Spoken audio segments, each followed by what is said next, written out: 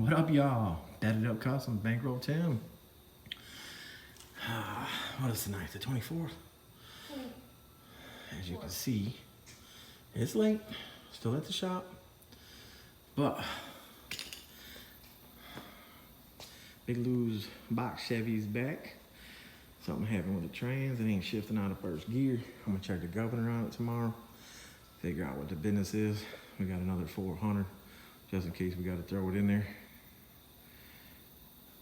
But let's see. I would like to address the topic of why so many people get in their feelings about when I get a car done. I get a car done, whether I'm getting them done or not, people just get in their feelings. It's like, why? What are you talking about? I have two shops. I have a shop next door that is full of cars. I have jobs lined up. I have people's cars next door that I have to take care of before I can bring in new cars. So all these people acting like I'm just bringing in new jobs. The red Chevelle earlier today, the 67. I set that job up like 3-4 weeks ago, and it was in and out. It's gone. All I had to do was put some bolt-in coilovers on the back. That was it. I gotta make the little money. I've said for plenty of years, that little money, I gotta pull a little job in and do it. These other jobs are big jobs. But everybody gonna get the same treatment and the same exposure when their car is done. Everybody gonna go nuts because, I mean, look at this. Look at that Chevy. That Chevy is raw right there. Raw business. And if you think it's not, then you must have a problem, or it's that hate in your blood or something. But yeah, this car has been next door for months. We waited 4 months for just the rims. Yeah, I could have had the suspension done a long time ago, but I need the rims that are going on the car to set the car. There's plenty of different offsets out there. Not every company has the exact same offset in the exact same width rim and this and that. It doesn't happen like that, you guys. So there's people that should be upset and there's people that shouldn't be upset. And there's other people that should just mind their damn business, man. So anyways, little shit like this. This is my guy, Big Lou. His shit messed up. So now I'm gonna figure out what the hell happened with the trans, because we ain't had no problem with the trans. Now, boom. But what it sounds like to me is the governor. If there is a governor on the 400. Now see, I'm being honest. I'm not just lying and making up shit. I know 350s have the clip on the side. You pop it open, you pull the governor out. Sometimes the gears would be ate up on there because they're like an old plastic gear. And you take it out, put a new one in it, boom, and the trans will do the same thing. It'll stay in first gear, no matter you shift in a second or not. So we're gonna figure that out tomorrow real fast. I got Dexter's MC on the lip. You know, I gotta do some bracing and all that and finish putting the tubs in it. So I'm gonna try to knock that out. I got some other things going on. I got a short bed Chevy pickup. Y'all know my guy, Jason Brown. We got 24s with an 8-inch lip for the back. He been waiting on me for months, and I ain't had time to pull it in. I still gotta pick up the axles though, but that's another story. But anyways, I'm just trying to make everybody happy, and I'm the one that just keeps getting beat up for it. Not like beat up physically, but beat up mentally, whatever. I'm in here working. I'm not taking people's money and going on vacation and shit and spending money on stuff I don't need and this and that, wearing big ass gold chains and shit. No, I take care of my family and I really get shit done. These last 2 weeks have been rolling. But anyways, like I said, this one getting picked up Saturday on the transport. The MC, I got the tubs all cut out. I gotta fix the frame tails. They need some work, so I'm gonna fix the frame tails, and that's what caused the problem that we had where the tire was hitting the inside of the stock tub. It really didn't need to be tub, but it was better just to go ahead and tub it. So the tubs are already cut out. You know, a couple weeks back, boom. Did the coilovers, did the anti-roll, did the frame notch, you know, did the front suspension, coilovers, all that. You know?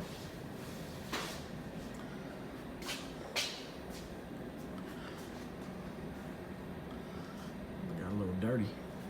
But hey, you know, did this one a couple weeks ago. Sebastian, my bad. I'm trying to get on it, trying to get them tubs cut out the rest of the way and get that frame rail. Get the frame rails notched. That's, you know, we can't put the rear end back in it until we get the frame rails notched and get the tubs in it. But it's gonna be full tub. It's not a mini tub. It's a full tub. We're going all the way to the quarters. I know I said it before. I just want everybody to understand that this shit takes time, man. It takes time. You know, my boy right here, he just hit me up the other day. He's like, hey man, what size front tire should I get? You know, there's some people that buy tires and they don't know what they're buying and they buy too big of a tire. This car is going 26s on the back and 26s on the front. The back is a 9-inch lip, so it's 13 inches overall.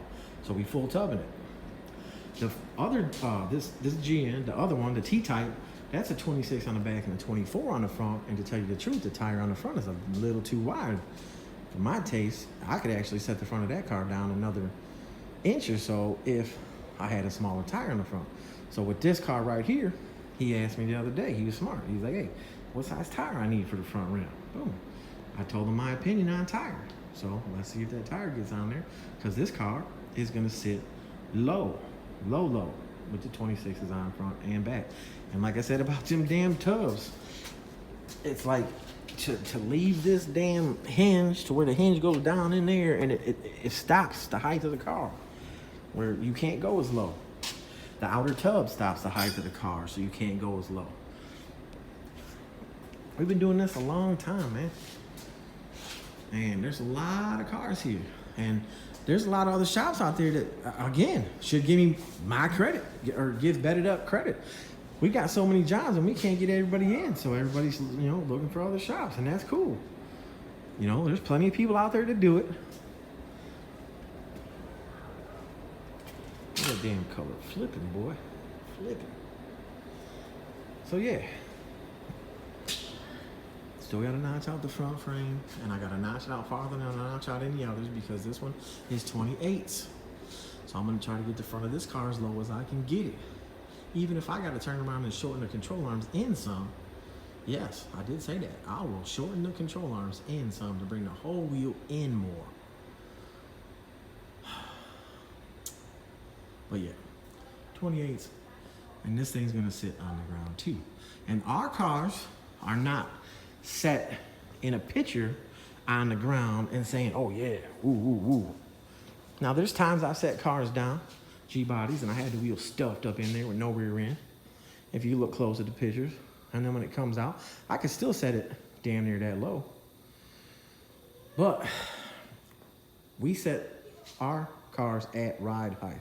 So we weld the rear end in position, square it to the frame, everything, and we set our ride height. Then we build everything off of there.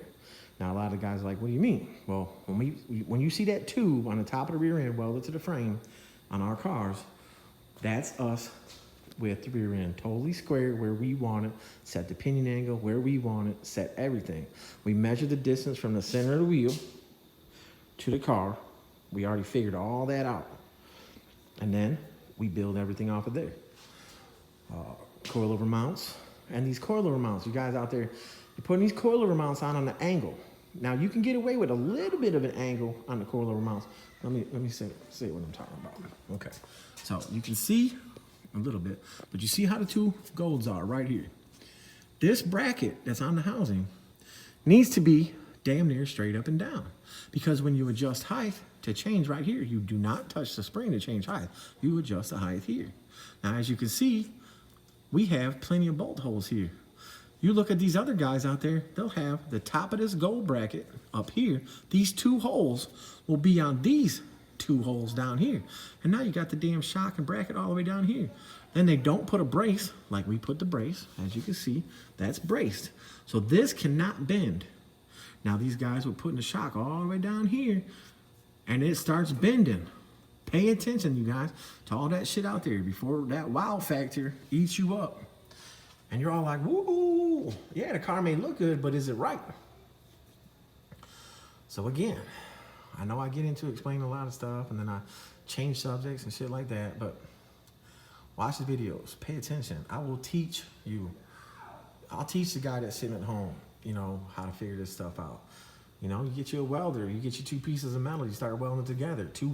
2 clean pieces of metal, and people are showing like a piece of angle iron, and they're welding this bead in there, and ooh. No, take a brand new piece of metal and try to weld it to an old rusty ass frame, and let's see what's going on.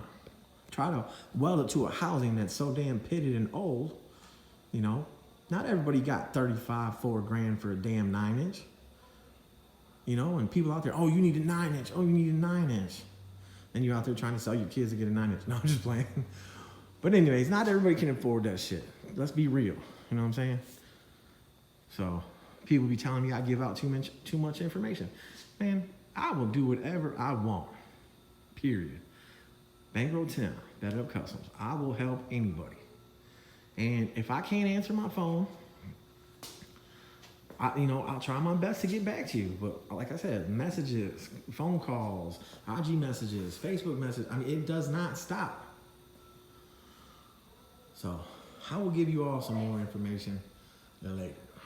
But for now, I'm not exactly sure what time it is, but I think it's late. And I want to get my ass home and go to sleep so I can be back here again tomorrow and try to get this done as much as I can get done. And yes, when I say I will be working on it. I'll put my phone down tomorrow. Oh, look at me, look at me. Jello Joe. Are you just gonna dance around or are you gonna talk? What is that car? What is that? Is that a box Chevy? Is that a box Chevy? Are those 26s? Are you seeing your reflection in there? What the hell? Were you doing burnouts in that? No.